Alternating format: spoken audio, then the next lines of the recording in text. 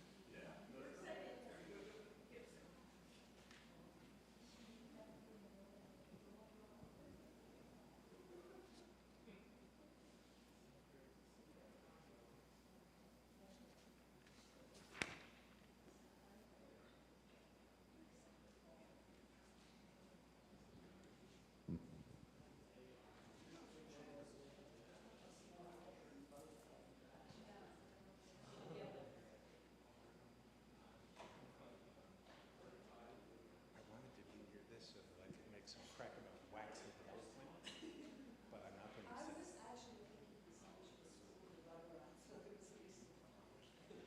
We should have. They had a bit of an accident with candles, I guess.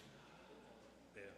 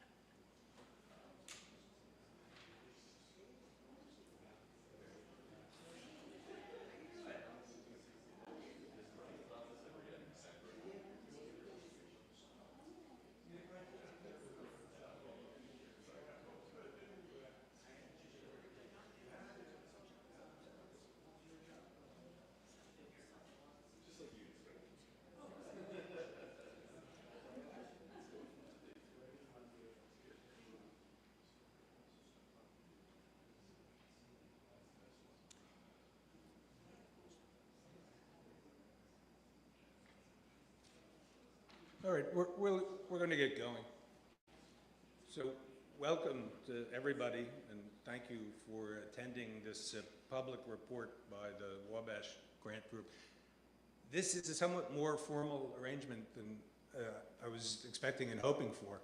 And with that in mind, we do envision this really as a conversation. That's what most of our work has been like, and so despite the somewhat distant arrangement, I hope you'll see it that way. The group received a small project grant in the amount of $5,000 from the Wabash Center in November of 2024. The title of the project was, and is, The Multiple Impacts of AI on Theological Education. As part of the grant, we're required, but we're also very pleased, to share a summary of our work with the theological school and ideally with the larger Drew community. So hence this presentation. The grant cohort intentionally included colleagues from around the university, although by one calculation and in keeping with the Wabash focus, we do have a preponderance of Theo presence, though you don't exactly see that. The cohort members are Jenna Carrara, Sandra Jameson, Gladson Jathana, Young Sung Kim, myself, and Daniel Ray. Oh, good. Yes, we can move to this. Good. Thank you, Sally. So according to the Wabash website, these small project grants are ideal for piloting new ideas, convening conversations, or experimenting with practices that foster reflective pedagogy. With this in mind, our cohort organized a series of presentations by experts and a series of group meals in which new ideas, conversation, and experimentation were key elements. As regards the presentations, we focused on 5 areas, and some of those you can see here. So the first of the presentations was on AI tools.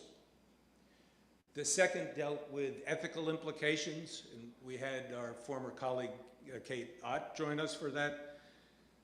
The third was racial and social implications, and we had Dr. Ivor Carruthers from the Proctor Institute join us for that. Next was the pedagogical implications, and that was Professor Jameson who served as the expert there. And then the group went, as a group, to Stevens Institute in Hoboken, and the aim there was to try to create some connection between humanities, not specifically or exclusively the theological school, but humanities and science. And we're hoping to turn that one visit into something a little deeper and more interesting in the coming years. I think we can move to the next slide, Salia. So you can see what was there, what those presentations were like. The aims of the project were three. First, to create a cohort of educators at the university with unique intersectional insight into issues around AI and pedagogy, who could serve, at least ideally, as in-house consultants to students, faculty, and administrators. Second, to develop a set of institution-specific information and research resources related to AI for the entire university community. I'll come back to that second aim before the presentation is over. And then lastly, we wanted to raise institutional awareness around the multiple impacts of AI for educators beyond the common focus on issues of academic integrity. Not to say that that's not important, but our goal was to move beyond that. For this report, we'll proceed as follows. Each cohort member will offer a very brief statement, some maybe not as brief as others. You could have laughed at that. Each cohort member will offer a very brief statement about something they learned through the grant work. Sometimes these things will pertain directly to theological education, and sometimes the connection will be rather more tangential. Jenna Carraro and Gladson Jathena could not be present this evening, so they have provided video statements. We'll begin with Jenna, and after the cohort members have shared their statements, we'll have some time for conversation or discussion, and our hope is that that'll be a fair amount of the time. Before we start, just a quick note of thanks. First to Wabash and to our former colleague, Dr. Lynn Westfield, for the grant. To Dean Aponte and Dean Seasongood for their support. To Beth Babcock for extraordinary assistance of all kinds. To Beth Quick and Sally and Esther for the chapel space and for the tech help this evening. And finally, from me to my cohort colleagues, whose unique perspectives and congeniality made this a very valuable and very enjoyable learning experience. Okay, Sally, so let's go to Jenna's video.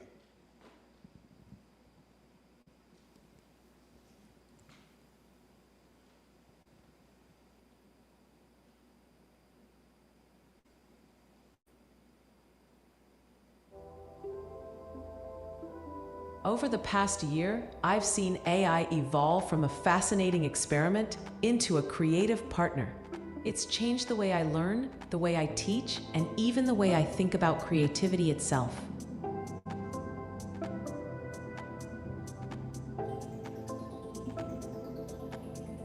When I first started, I went all in. I tested everything. SlidesGo for presentations, ChatGPT for lesson plans, even using it to design educational escape rooms. Escape rooms foster teamwork, communication, and problem-solving skills.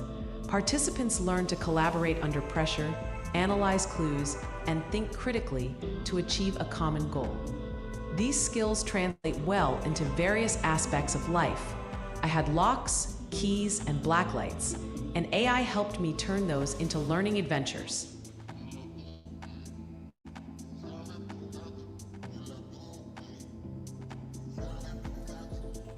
Then, I created my own custom GPT, a chatbot designed for my dissertation. It could answer questions about my corpus of text, spot missing citations, and even help me identify gaps between ideas. It was like having an academic co-pilot.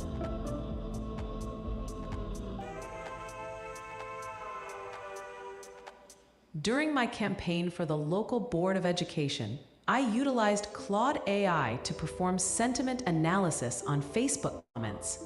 This involved analyzing the text to identify the underlying emotions and opinions expressed by community members. By understanding the sentiment behind comments, I could tailor my campaign messages to address specific concerns and connect with voters on a deeper level. This data-driven approach helped me to better represent the community's needs. It was a way to turn noise into insight.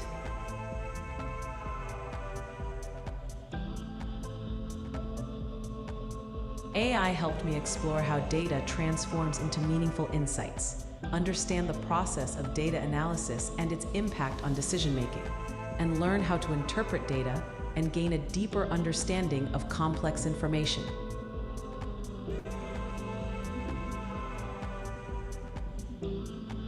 AI is empowering artists to push creative boundaries, generate unique artworks, and explore new artistic styles. From creating digital paintings to composing music, AI tools are becoming essential for modern artists, enabling them to express their visions in unprecedented ways.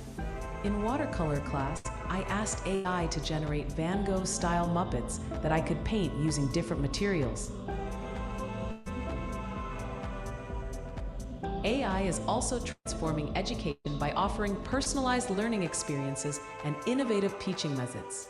Students can use AI tools to explore complex subjects, interactive projects, and develop critical thinking skills. This integration fosters a more engaging and effective learning environment. I dove into Coursera certificate courses and specializations from Vanderbilt University with Dr. Jules White, exploring the future of learning and generative AI. At first, I thought AI could do everything. But over time, I've learned that it's not about doing more, it's about creating better. I've become more intentional, more strategic, and more creative. AI helps me refine my thinking, not replace it. Authenticity through intention with AI. This video is another AI experiment. One more step in exploring how we can share our ideas, creativity, inquiry, and voice with transformative technology. Finally, I am still working with AI to create a new hybrid wine blend. I think the matcha grape hybrid Kintsugi Blanc is fun. Cheers.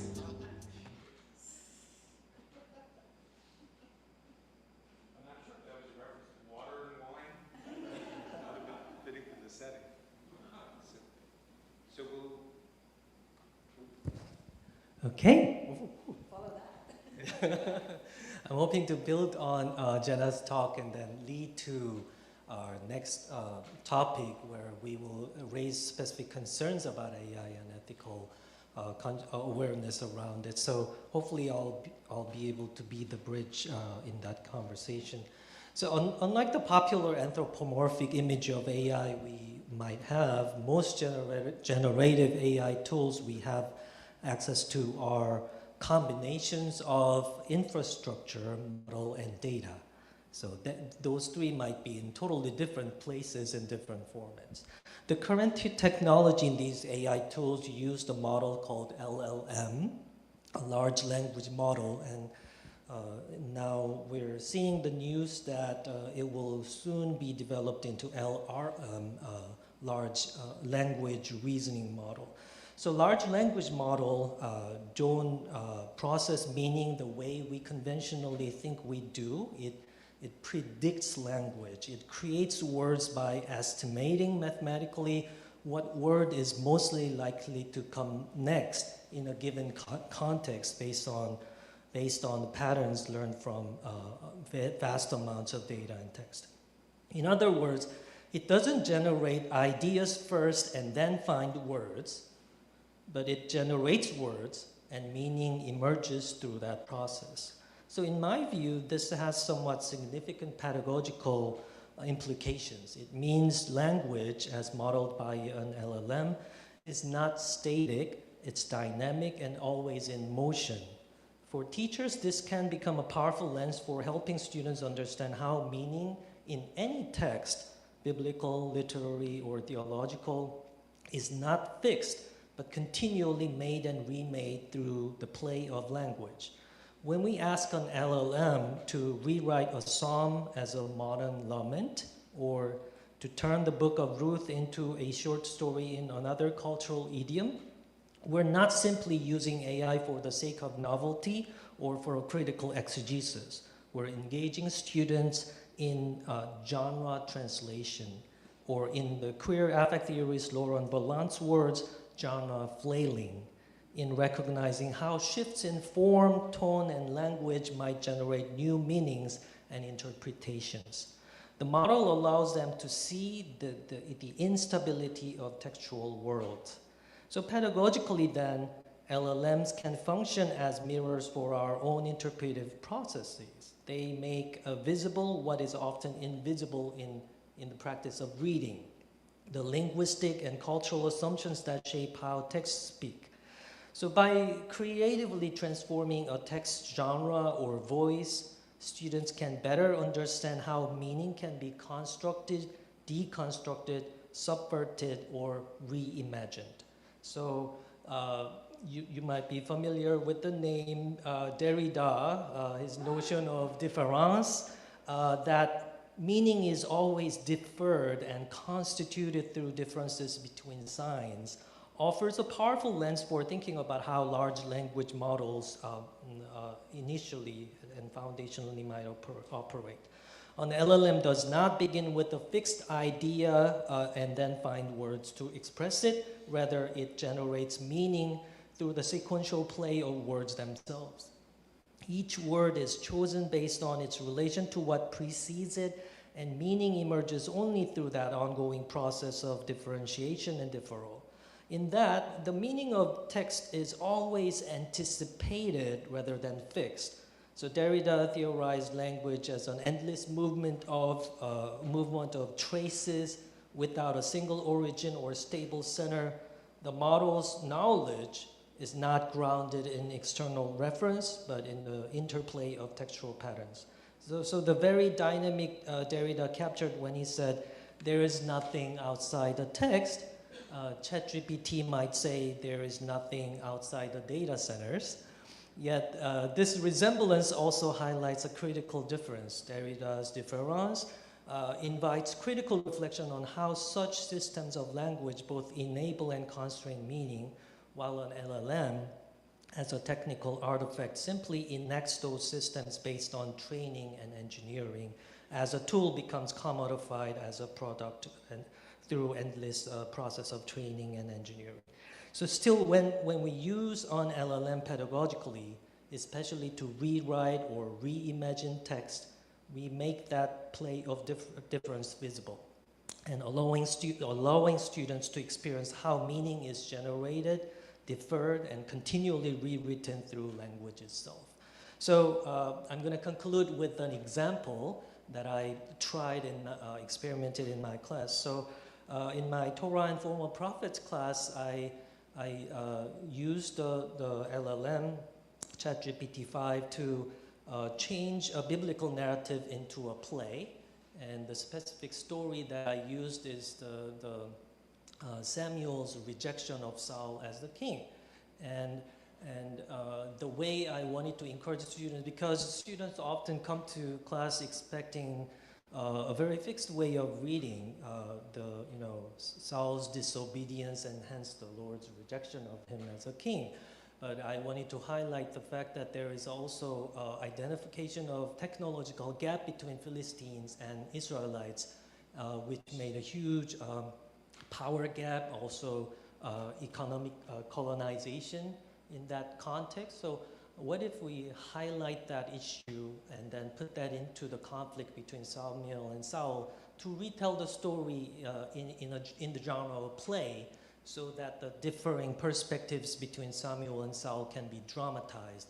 As the students read the play, they can experience what are the different voices in the text and really reimagine the story as kind of a multiple perspectives in tension with one another. So I'm going to read only a snippet of the play that we actually read in class, and some of them are here. I wish we were able to practice so we can play each part, but I'll do the monologue, so please bear with me for another minute. So this is right in the middle of play. So Samuel, Saul, son of Kish, the Lord chose you when you were small in your own eyes. He anointed you ruler. He gave you command, wait at Gilgal until I come. Yet you would not wait. You reached for fire that was not yours. Saul, and should I not? Look around you, Samuel. The Philistines choke us. They hold the blacksmiths, the steel, the swords. We pay silver just to sharpen a plow or an axe. Our farmers bleed coin into their hands, while their armies grow strong with iron. My men trembled. How could they not? We had but 2 swords in all Israel, mine and Jonathan's. And you were late. What choice did I have but to act? Samuel, you speak of need, of necessity, as if survival excuses disobedience. Was it your arm that would save Israel or the Lord? You feared the Philistines more than you feared his word. Jonathan comes on. Prophet, my father's fear was not baseless. The Philistines bleed us not only on the battlefield, but in our fields, in our very bread. Every plowshare cost a king's ransom to sharpen. They bind us with hunger as much as with spears. Samuel, slamming the table, now enough. To obey is better than sacrifice, Saul. To heed is better than the fat of rams. Your rebellion is divination, your arrogance, idolatry. Because you have rejected the word of the Lord, because you have rejected my command to you, the Lord rejects you as king. So, your command or the Lord's? You blur the two, Samuel. You set yourself as judge over me. Must every failure of mine serve your anger? My men fought with scraps and sharpened hoes, while the Philistine ruled the blacksmiths, and you, safe with your words, stripped me of honor. Samuel, not my words, the Lord's words. His fire burns in me, and I cannot hold it back. But Saul, the kingdom will not remain with you. The Lord seeks another, one after his own heart. Jonathan, so while Philistines enslave our fields and mock our swords, prophet and king tear each other down. Father's pride, prophet's wrath. Who thinks of the people who suffer in the yoke of iron? The Lord is greater than both your wounded hearts. If only you could serve him without clinging to yourselves. A prophet consumed with fire, thundering that obedience is all. A king consumed with fear, binding his own people with rash oaths. Both blinded, one by zeal, the other by insecurity, while Israel staggers between them. Tonight, we live between prophet's wrath and king's shame, while the Philistines laugh. So that was a play, and the highlight is, I think the implication is how the technology, as we are thinking about AI, was still also the issue in Israel in its own geopolitical and socioeconomic circumstance. To think about biblical narrative with AI, through AI, was a fun exercise, and continue to find ways to discuss that.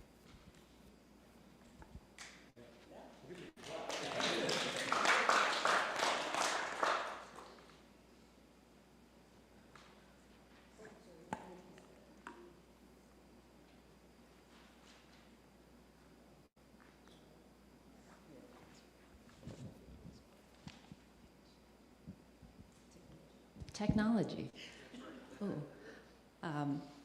Hi, I'm Danielle. I'm going to talk about temporality in AI. Digital technology, as devices, systems, platforms, and infrastructures, have transformed our understanding of and experience with time. Time is, of course, socially and culturally produced, but also digitally mediated in new ways, particularly with our interactions with AI. And as we've all talked in our Wabash group about AI's acceleration, using the language of efficiency and speed and metaphors of an arms race and tech tropes that encourage momentum to move fast and break stuff and develop with a kind of model of the tech sprint, rapidity gets ideologically wrapped up with a certain kind of thinking and behavior and prioritization. And because I've been really intrigued by some of the alternative ways of understanding or interacting with AI in terms of time and design and creativity, I've thought about this idea of duration in technology. So in our groups, we've discussed these concepts such as slow AI, which can serve as an alternative or a rebuttal to a corporate or stakeholder-first thinking by exploring how the values of care and critique and mindfulness and community can be applied and adopted to AI development, deployment, and use. So just as other slow movements prioritize craft and hyperlocalness and sustainability, slow AI brings these same values to bear with an evolving technological landscape. Not as a way to be sort of regressive or deliberately contrarian, but maybe as a way to uncover new possibilities and potentials within AI. So slowness as an approach has its place in other data-based and humanities disciplines. Faniel et al. Suggests that slow data should emphasize selectivity, contextualization, communication, and broader understanding, rather than maximizing speed and quantity of data. Bill Carreher, in his article on slow archaeology from 2019, emphasizes a focus on craft and practice and documentation for fieldwork in the face of a changing emphasis with digital tools as a means of improving efficiency. And Huguet in 2022 suggested that slow data practices should embody the performativity and creativity of data and inherently humanistic approaches to data creation, collection, and use. And data in our collection and our understanding of it kind of go hand in hand with time and temporality, how quickly something is accumulated or captured or understood. And temporalities, as Grant notes, specifically digital temporalities, are embodied and placed, materialized, and experiential. They are time performed through individual agency entangled with the temporalities of others and structured through institutional arrangements and mediating technologies and systems. Temporalities are increasingly as complex entanglements of the past and the present and the future, and become collapsed when we're working with a hyper-present, responsive, and seemingly immediate technology, the way that our interactions with AI can sometimes be. And AI, I think, in our work this year, our definition has changed and felt multifaceted, and it is inherently really slippery. What is it? How does it work? What does it mean when we say AI? And there are so many common visual tropes that one of the designers and researchers that I follow, Nadia Piet, points out. Gloaming brains, humanoid robots, walls of code, which can create a sort of distorted view of AI, giving it a mystical, almost little g, godlike quality. But AI itself is using something very tractable, I think, as Dong-Sum pointed out. Tractable is a concept within data feminism that the author Lauren Klein mentions as a sort of inherently time-based. AI is partly data and a statistical model overlaid with a graphical user interface, and that GUI makes AI accessible and faster and easier to engage with, and it removes some of the more burdensome barriers to interacting with technology, which has a specific sort of long tail of duration to it, which can be wonderful because this sometimes seamless integration can impact our ways of knowing about AI. And I think slowness can help reshape our mental models of what AI is because of the way it interrupts what can sometimes be seen as a given in technology. I sometimes think of this as the opposite of the idea of duck architecture, which is a concept from architects Venturi, Scott Brown, and Eisenhower that suggests that the shape or design of a building itself expresses its function, often really explicitly.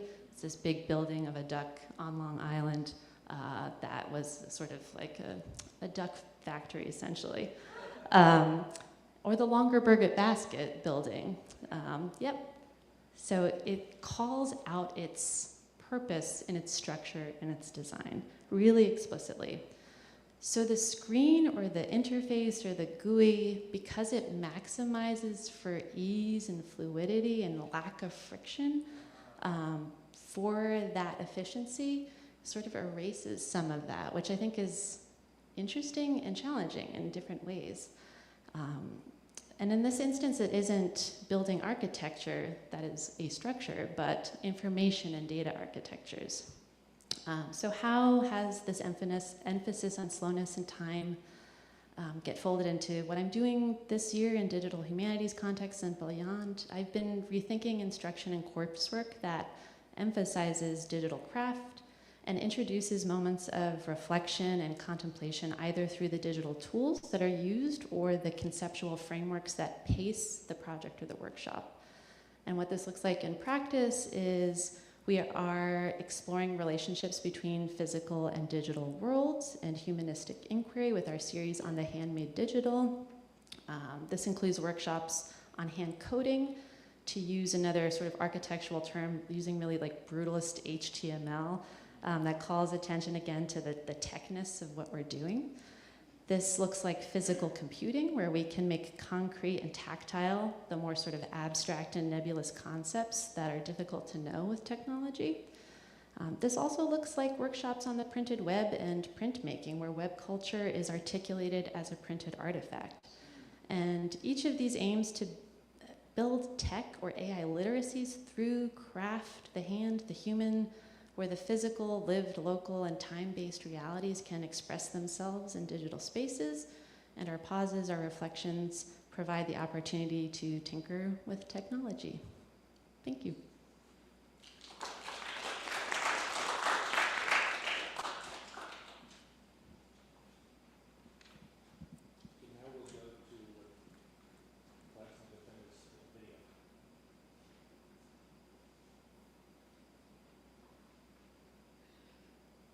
One of the tasks of this group was to identify resources that might help us in our deliberations on AI. We were fascinated to find out some interesting movements that are helpful or that might help us in our rethinking AI conversations. Decolonizing AI is one such movement, which I would like to briefly introduce now. So we are in a world and time where AI promises to revolutionize everything. People tend to embrace such promises, often without being bothered or much concerned about the consequences such promises have on us, our communities, on our present and future. At the same time, we hear constant troubling headlines. For example, AI systems that discriminate in hiring, that amplify racial biases in policing, that deny loans to qualified people because of or based on their gender, race, sexuality, and so on. The common response to this difference, to this kind of an anomaly, is to call this as a bias problem or a technical problem. But a call to decolonize AI proposes a more radical idea, which can be termed as, this problem or difference or anomaly is not just a technical problem, but it is an ethical issue. It argues that the very foundation upon which modern AI is built is defective. And to fix it, we need to decolonize its underlying philosophy. Very importantly, and as a significant contribution is made by a group of people, particularly led by a team led by the Stanford scholar Sabilo Mlambi. He describes how AI has a colonizing impact on the world and the ways activists are aiming to change that. This he calls an AI colonialism. And he argues this AI colonialism often works in two ways. First, through extraction. Massive data is taken from the global south and often without consent or compensation. And these data are used to train models primarily in the global north. Secondly, through imposition. Those finished AI systems, kind of products, quote unquote, are then sold back to communities, imposing Western ideas, Western values, biases, and solution on local problems. And the end result is an utter dependency. So communities become passive consumers of technology rather than active shapers of it. So their problems are framed by outsiders, and their labor in data labeling and content moderation is often invisible and undervalued. So what is the alternative? The movement to decolonize AI proposes a shift, an alternative. The shift is to center human dignity over efficiency and profit. What does it mean? This means rejecting the idea of a single universal AI. Instead, Sabelo and his team argue we need a pluriverse of AIs. The models built on diverse data sets, trained with local languages, and designed for local contexts. This also means shifting from beneficiaries to co-creators. It means involving communities at every stage, from defining the problem to building the solution and to sharing in the benefits and governance. It also means valuing dignity over dependency. The goal is not to give people a tool they rely on, but to build tools that empower them to strengthen their own cultures, their own economies, and autonomy. So I think it's a call to move from a model of extraction and imposition to one of participation and co-creation. The question is no longer can we build this technology, but for whom and for what purpose? So there has been a good amount of critical study and research on the needs and possibilities of decolonizing AI, particularly coming from places like, from the global south, from Africa, Asia, and Latin America. So they might help us in our ongoing conversation on AI. I would like to bring an example and conclude, and this example coming from this AI conversation and AI movement.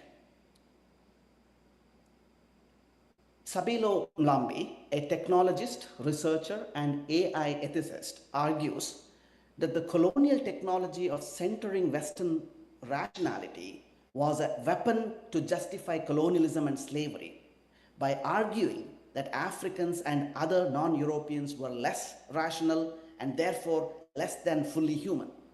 Their subjugation was perversely framed as a rational, even benevolent project.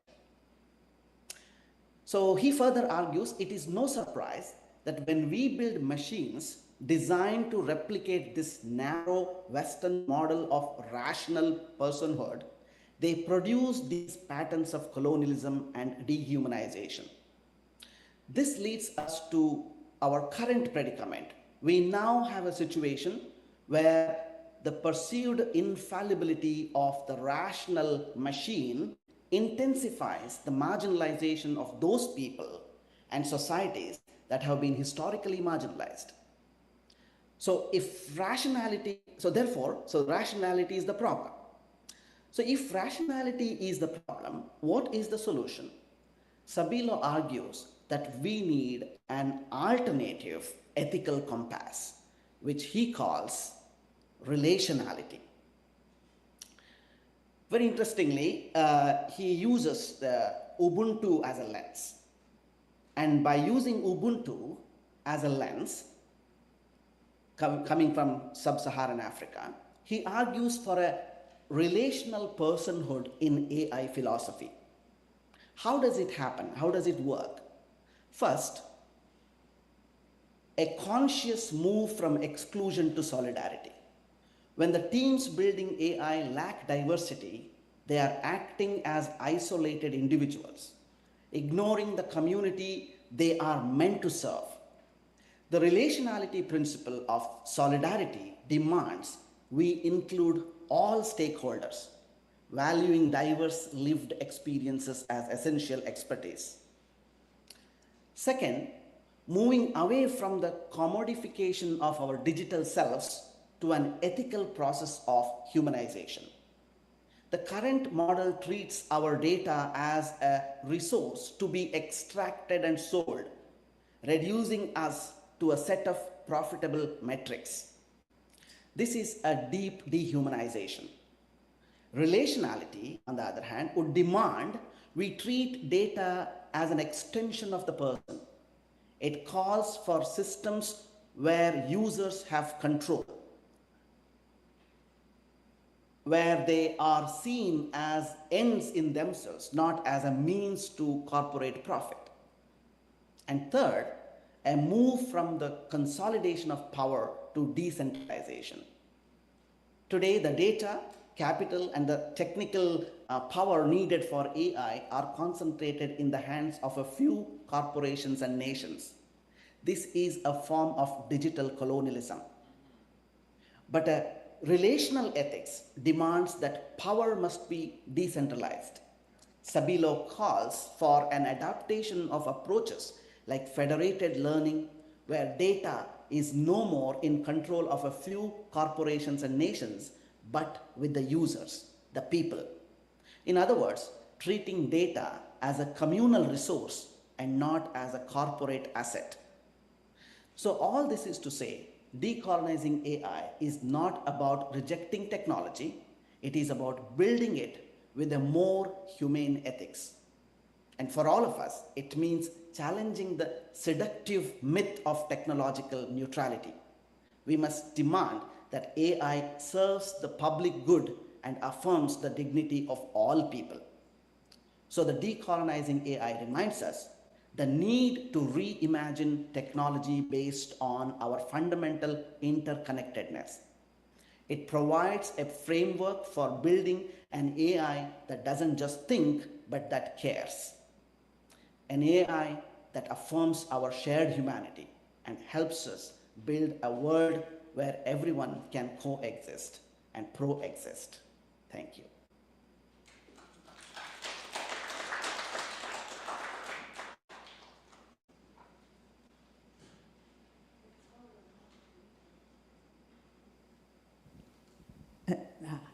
It gets harder and harder to think about how to follow these.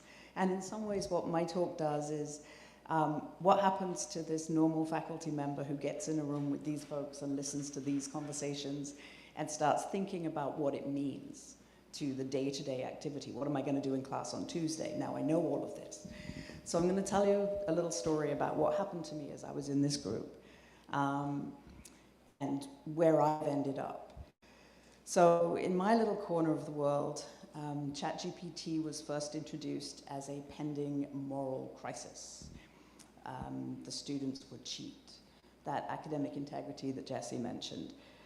The media promised that soon no students would do their own work. And I mostly work with first-year students in writing courses, and so none of them would do their own work. They would all use ChatGPT to do that work.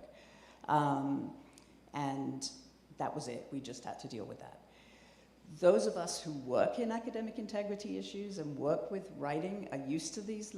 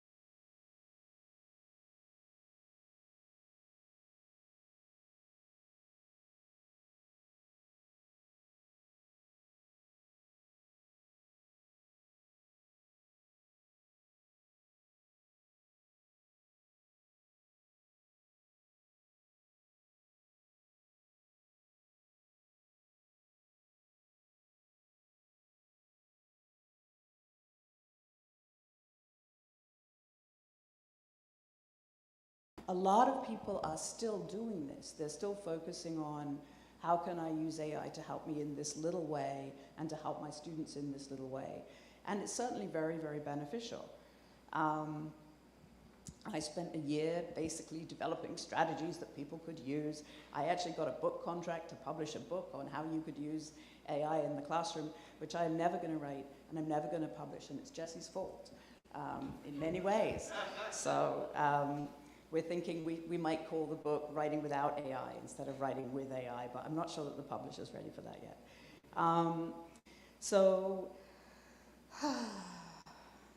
I wrote an article actually about generative AI as a labor issue. And this is how naive I was, because I only focused on students and contingent faculty. And I never thought of any of these other issues that I should be thinking about.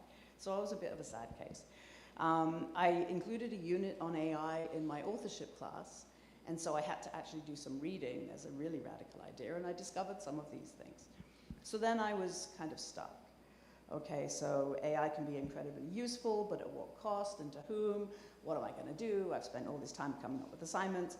And then with the perfect timing that Jesse always has, he sent me an email and invited me to join this group. And thank goodness he did. So as a group, and you've heard this a little bit from everybody here, we read, we talked, we listened to other people, we listened to each other, we changed our minds, or at least I did. And at least for me, there was no pressure to write an article about this or to write a book about this. This is the first time we've ever actually had to present on what we were doing. It was just about thinking. It was about slowly engaging with ideas and having the space to change our minds. And I did change my mind. And I realized that I actually didn't want to promote AI as a substitute for the messiness of thinking or the reflection that is where we make meaning. So precisely the things that we have been doing in our group was what I needed to be teaching students how to do, instead of giving them a shortcut through AI to do that. So things like forming ideas, revising, developing ideas, these all take time. And when we promote AI as a way to save time, and we think we're being beneficial, we're actually just kind of falling into a neoliberal cult of efficiency and giving our students tools that really are going to make them more productive drones, if I'm going to be really radical about it, but less creative leaders. And that was one of those moments where you were like, oh my gosh, what have I been doing? So I want to create a space for exactly the work that we've done in this group. I want to somehow manage to create classrooms that allow for this. I still think AI has pedagogical value, but not as a substitute for human intellectual work or for the community that think this kind of thinking can engender. Also, it's an amazing way to get students to think about how technology functions. Everybody on this panel has talked about that in some way, that we're not just giving them a tool, but we're saying, hey, tools are complicated. Tools have a cost, both to you as a user, but also to the people who made them. So what do I do? Well, my students already use AI. They use it for all kinds of things, but they don't use it to write the papers on the whole, or at least not at Drew. They use it to what they call read, which means the AI tells them maybe what the article said. They use it to outline and they use it to edit. And as a writing teacher and a pedagogical scholar, I think that my challenge is to teach them how to do those things themselves, which means not assigning 100 pages and expecting them to show up the next day having read it, but to assign a small amount and have them think about, how do you read that? What is the benefit of actually reading it yourself, as opposed to having a machine read it for you? So then you kind of know what it said, but why is it different to actually engage with those words yourself? So, totally lost my notes. But that really challenges me as a teacher, and I think what's really exciting for me as someone who's been teaching for a long time is everything that I thought about teaching, I actually don't anymore. And I'm really challenged to think about how I teach in a different way now that this technology is in the world. And I also have been reminded to listen a lot more. Those of you who know me know that that's not always my strong point. But in these meetings, I've been listening to other ideas and really thinking about how that impacted me. But I also need to listen to my students because, as I said, they're all using AI. So what are they doing with it, and how are they doing it? And how can they teach me to think about how to use it in a different way? So in a communications course, as an example, the students have to write a blog. And so I said, well, once you've written a certain number of blog posts, if you go into the communications field, you're going to have to use AI. So let's think about how you might use it. Let's think about the pros and cons and so on. And I talked about, Global South and so on. And then I said, so we're going to do this. Let's think about how we would write the prompt to have an AI program write this for you. Well, out of 20 students, 4 of them immediately said, I don't want to do that. Even before I had really talked about the cost of AI, they said, I know things about AI. It uses a lot of water. It's not a good thing. I don't want to use it. So I said, cool. That's totally fine. You can look at everybody else's. But that's a thing for us to be positive about, perhaps, as we think about the costs of AI, that students are thinking about it. Good. So then they started writing the prompt. Oh my goodness. It was so sophisticated. It was like half a page long, more than half a page long, typed. And then in addition to using the prompt, they also put their own writing into the system so that it would see what their style was like. And then they asked it to write for them. I would never even have thought to teach them how to do that. But that's what they did. And then they explained using pretty sophisticated rhetorical theory about audience and purpose and how they had written it this way and why they had written it this way. And I need to learn from them. Another small example, the other day in class I was talking about how I've been trying to learn French for 30 years and I think I'll never learn it. And one of my Chinese students told me how I could use DeepL to actually help. He said, don't sign on to one of those other programs, just use the translation software. And so it's a very complicated process. And I said, okay, I'll try it. And he said, but you still have to practice. You still have to learn those words. It's not going to learn them for you. And I knew that, but it was very helpful to be reminded. But also, his method might work. It's working for him as he's learning English. So in short, talking about AI with students is humbling. It teaches me that I don't have all the answers, and it reminds me that teaching requires constant learning, which is what working with this group has also done for me, and I'm just really grateful that I got to do that. So thank you.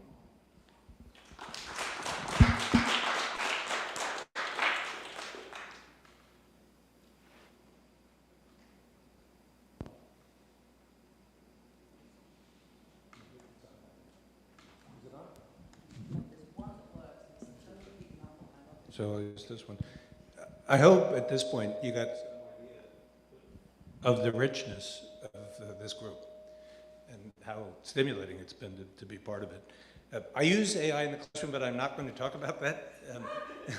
I've become more interested lately in a different aspect of the AI question, and that's the regulatory context. And so I'll say something about that. But I want to start with 2 quotations. One of them is from Beth Singler, who is an important writer on religion and AI. And the quotation is this: AI is a disruption for society, and thus also for religion. The second quotation is from Kate Crawford, who's a really important writer, and I'll say something more about her in a minute.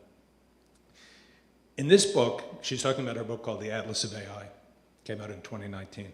In this book, I argue that AI is neither artificial nor intelligent. Rather, artificial intelligence is both embodied and material, made from natural resources, fuel, human labor, infrastructures, logistics, histories, and classifications. AI systems are not autonomous, rational, or able to discern anything without extensive, computationally intensive training with large data sets and predefined rules and rewards. In fact, artificial intelligence, as we know it, depends entirely on a much wider set of political and social structures.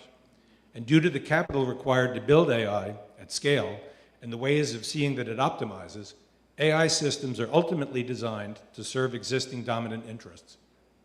In this sense, artificial intelligence is a registry of power. As many here will know, the Theo faculty profess 4 shared values, addressing respectively racial justice, ecumenical solidarity, environmental justice, and sexual and gender justice. I began the grant work convinced that AI touches all of these values and that these values might inform and illuminate our engagement with AI. So a year later, I'm even more convinced that this is the case. Reflecting on the multiple impacts of AI in theological education, one could easily produce a long list, and you've heard some of these already, a long list from the nature of work and employment to questions about personhood and even understandings of the Imago Dei. Obviously, these few minutes wouldn't be enough to touch on all of them. So I'm going to mention one area of the larger and complex issue. It's an area that I've learned a lot about since last November, namely the regulatory response to AI. This response, which one might understand as part of a harm mitigation strategy, touches most directly on the Theo value of environmental justice, but it also involves economic justice, a value that has long aspired to join our present Gang of 4. You could have laughed. As you may know, the Europeans have taken a more aggressive regulatory position toward AI than has the US. The EU, really what I want to do here is just highlight these 2 texts. The EU AI Act of 2024 lays out a 3-tiered structure for regulating AI, from development through implementation to the end of life of the technology. In contrast, the US AI Action Plan, issued by the White House in July 2025, essentially endorses complete deregulation or unregulation of the AI industry. Such deregulation, couched in the language of national defense in an AI arms race with China, is already having an effect on the economy. Consider, for example, NVIDIA's market valuation or the $500 billion Stargate project. And also an impact on the environment. Consider the numerous news reports about the enormous energy and water consumption associated with data centers. So how does the regulatory context of AI pertain to theological education? Obviously, if we're to consider environmental justice a fundamental value of a true theological education, then we must consider what deregulated or unregulated AI means for the entire life cycle of this increasingly ubiquitous technology. Some of the questions are clear. Who's impacted? And how? What does this mean for stewardship of the earth, etc.? Over the last year, I found the work of Rua Benjamin and Kate Crawford especially illuminating on this aspect of the AI question, and I recommend their work to you. I'll conclude by noting that the regulatory context for AI in the US has implications far beyond the US borders. After all, AI is, in so many ways, a transnational technology. Many of the materials needed to produce and sustain this technology come from other places, just as our students in the Theo School increasingly come from other places. Contextual theology involves not only the US AI regulatory context, but also, just for example, the natural resources realities of places like the DRC or PAR, the Central African Republic. So to return to Beth Singler, AI is a disruption for society and thus also for religion, and that means for theological education too. All right, one more thing to say, and then we'll take some questions or just talk. And the one more thing to say, Sally, you could move to the next piece. Yeah, thank you. Is that we have created what we're at present calling a resource hub, but we will turn that into a LibGuide, which will be available to the entire community probably by the end of the semester. It is not an overwhelmingly long list of materials. One could create such a list easily, but part of our goal is to keep it, how should I put this, manageable and curated in a way that's both useful and illustrative without being exhaustive. So that we will communicate to the entire Drew campus, I hope by the beginning of December. So you'll be able to see some of the resources we've drawn upon and also use some of those to pursue some of these issues in greater detail. So we turn it over to all of you. I can talk really loud. I think you need Okay, sorry. Just as an entry into this from a very high level, can anyone on the panel just articulate a moment of true surprise and discovery as you undertook the work for this grant? I think it would be really interesting to hear about, like, where did you find something that really surprised you?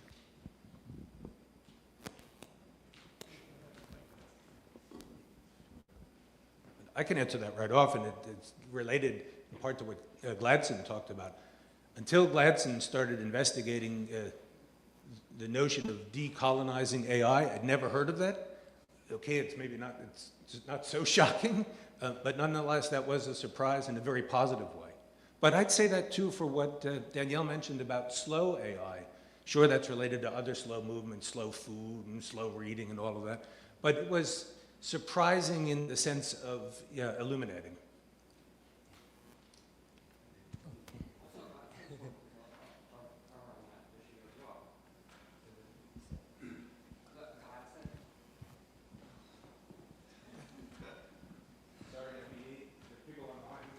I'm so sorry, people online.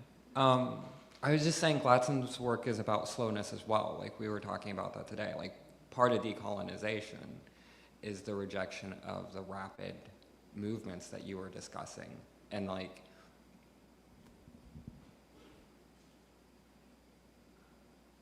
the black hole effect. Like, it's like a black hole that just drops into the space-time continuum, right? And just sucks in history and the future at the same time. And then that was really good. I really appreciated that. I was only gonna make the comment about Gladson, I'm sorry.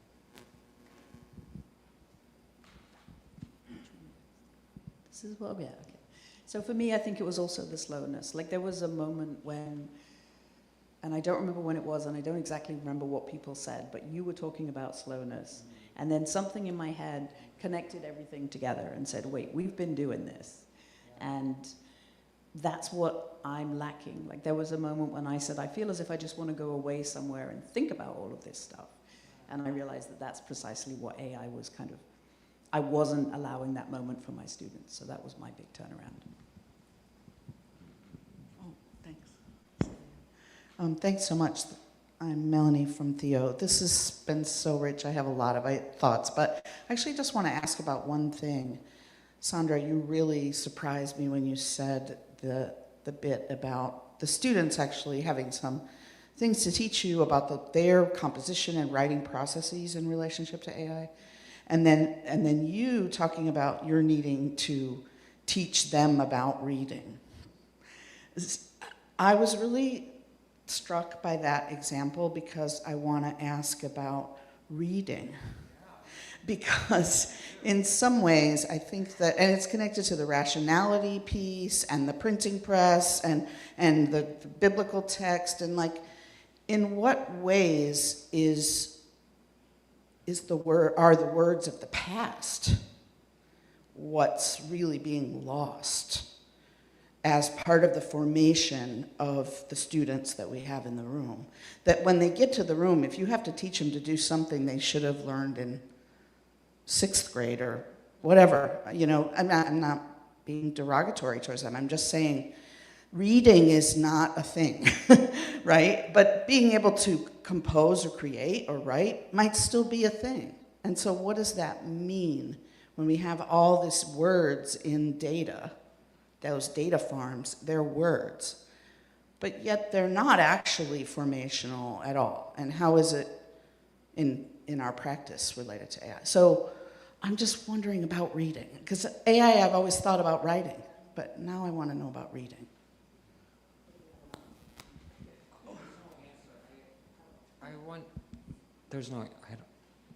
I have thoughts. I'm not. But I think Jesse might also have something to contribute to this as well, right? Because you're a medievalist and medieval.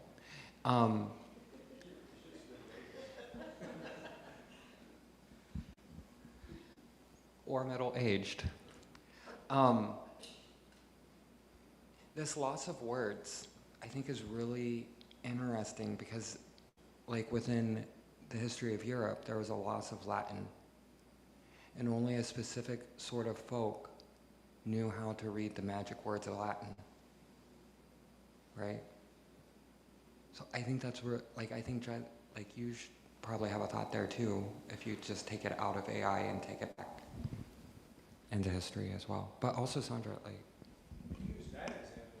I mean, I'd say in some way it supports the other position because vernacularization, in some ways you could say, is in an extreme way what MGD is getting to with words in the data. Right? It's too many words in a way where they lose their significance and maybe lose their magic, which is, yeah, that's a real loss, I would say. And just as an aside, we have not spoken much about images. That's the counterpoint, Yeah. is the formation through images. Yeah. Right? And story and sensibilities and kind of. I don't have an answer for you either, but I find the thing I want to think about more is actually all of the layers involved in the reading idea. Because AI is reading, quote unquote, other people's work and then collecting it all together and making a soup of whatever it is.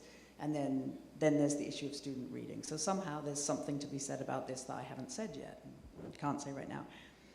But I think it also is one of those humbling moments, but also those pedagogical moments, because students have never been able to do the reading. Like ever since I started teaching, students would say, well, I can't get through all the reading. And it used to be hundreds of pages. And now you give them 20 pages and they say, well, that's too long. And they read the abstract. They've always read the abstract. Now, instead of reading the abstract, AI is giving them an abstract, except it isn't because it can't actually read it. So I think the fact that they're now coming to class saying crazy, weird things because AI did the reading for them is really just a reminder to us that we've always had this problem. I think it's been exacerbated by COVID.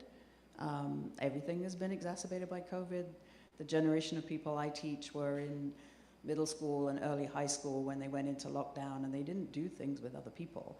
And nobody knew that they weren't doing the reading because they had the AI to do it for them. So I think we have, those of us who are teaching undergraduates especially, have a lot of work to do in having the students understand why reading, the English majors are great because that's why they're English majors, but if you're in a class with a lot of reading, is it better to have AI, give you a summary of what it said, or is it better to not know what the reading said at all? Well, it shouldn't be that choice. So we need to think about how we organize both the education in terms of reading, but also how we organize our own classes if we're just assigning a lot of reading that most of the students won't be able to do. So it feels a little bit like it's the serpent chasing its tail at this point.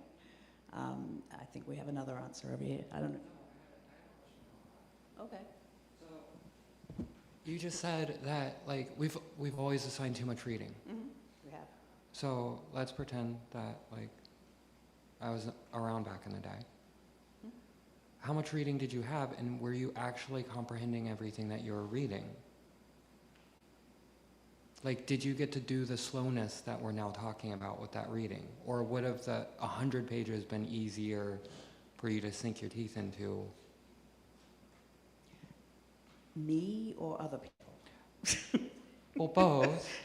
I mean, I think that that's actually the problem, because we teach as if all the students are us. And so I was an English major, and I was in England, and I had nothing to do except go to my 4 classes a week and read a lot. And that to me was heaven. But it's not heaven to every single one of our students. And if they've missed some of the learning skills that they needed in order to be able to read fluently, it's very far from heaven, you know. So finding a way to teach students while remembering that they're not us, but at the same time we want them to know what the book said, all the books, but they're not reading them anyway. So how do we do that? I don't know. So AI can make comic books. That would probably be better than trying to give them a summary. That's what I mean. Yeah, Steve asked us to share the turning point or the new discoveries. I just wanted to respond to that because for me it was the student story. I shared this with the group in our last conversation, but in the spring, as the AI, our Wabash group started around the time of November, there was a conflict between in the Goma area in Africa, DRC, and Rwanda conflict. So as I was watching the news, I asked the students in my classroom who are from DRC, what do you know? My knowledge is very little, so would you just teach me about what's going on and what are the impacts? And the students were telling me the story, not just about the geopolitical conflict there, but how Elon Musk and Tesla is subsidizing and sending funds to Rwandan revolts so they can have mineral extracted from that land, and then it goes to the supply chain of the battery, AI chips, and all the things that are powering the technology that we're talking about today. So having the students who are coming from the area where they are getting the impact and the consequence of this supply chain that we're creating globally and internationally, it really made me be conscious about the usage and my involvement in the AI development, and how I should be measured and intentional and bring critical awareness to whenever I practice or use or teach about AI. And the statistics is that one token of search in ChatGPT will consume 33 times more energy and water than one Google search. So that implication is huge, and how should we shape the way we participate and in the decision making and shaping of AI in the next period of time is something that really concerns me. In some ways, I'd say that's a question. That's also an indirect answer to Natalie's question. That is, it's another way of reading, to look at that technology and read it in its entire life cycle, from the production to the end.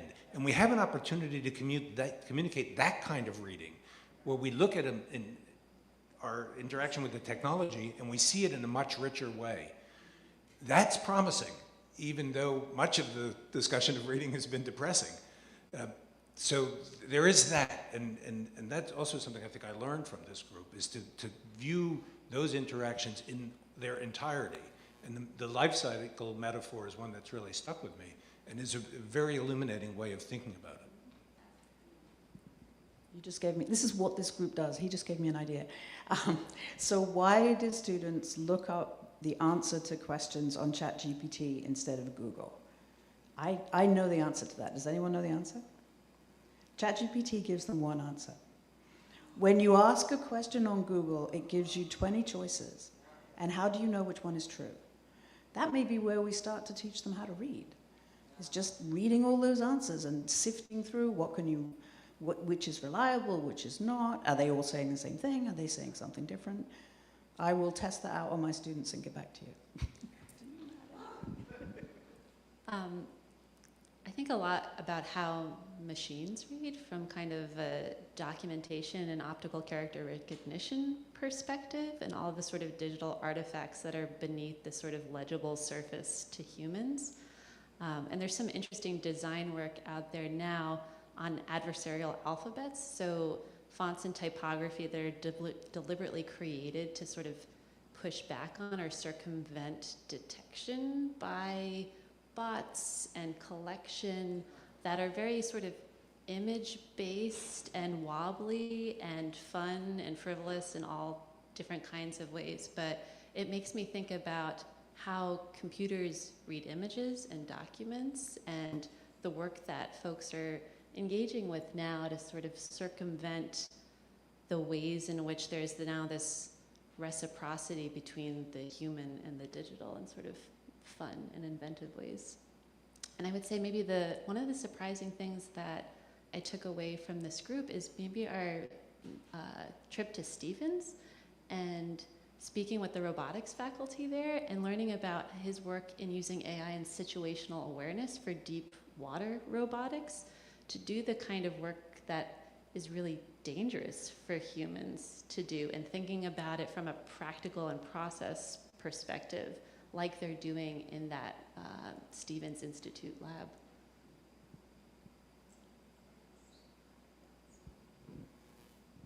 Yeah, I hope that makes sense. that was a really illuminating thing at Stevens to see how AI is also used in labor context in a way that's beneficial to human beings. That is, the people who used to have to go underneath every vessel that came into a port to see if it had some kind of explosive device don't have to do that anymore. Now, an AI-guided robot can do it. And so whether that outweighs the other businesses, maybe not even the question, but it is at least an interesting, complexifying story.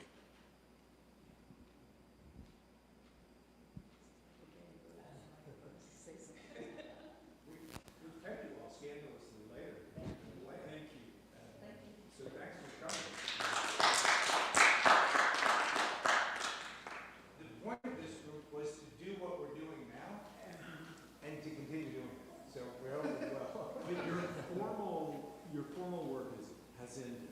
Is that We right? do have to, and will do, the live guide I mentioned, that was part of our initial grant. Said we would do that, so we'll produce that tomorrow. It's ready. Transfer from the other format. But yes, outside of that, it is not. I'm a little hesitant in the sense that we're still live. I'll say it anyway. There is an opportunity for an additional grant that is for more money and for a longer time period, and I think this group is going to pursue that with Wabash. It is designed in such a way, or framed in such a way, that it fits very neatly with what we've done, so we're going to try to do that. That would be for next year. We will, that's right, we will need additional people, especially from the Theo School, because of course Wabash wants a specific theological presence. So to those of you who fall into that category may find an email coming soon. Yeah. Thanks so much for coming. Thank you.